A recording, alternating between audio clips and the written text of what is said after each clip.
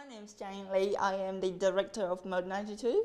I have a passion about making everyone look great, and I love to see, New Zealand women to look great, and we can, right? Yeah. Well, my name's Simon Page. I am the sales and technical consultant for Mode 92. Mode 92 is a online fashion store. Currently sells women's dresses, skirts, pants, high heels, accessories, bags, everything women likes and want to get.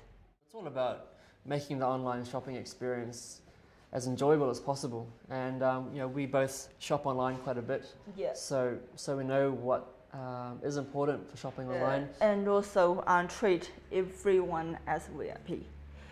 Doesn't matter if they buy $20 or $500. Everyone is VIP. Everyone to us is Absolutely. equal, is the same. Absolutely. I think having a local presence, especially with the website having a .co.nz domain, really gives the customers in this country the confidence to shop online, knowing that it is based in New Zealand and the goods are coming from here as well.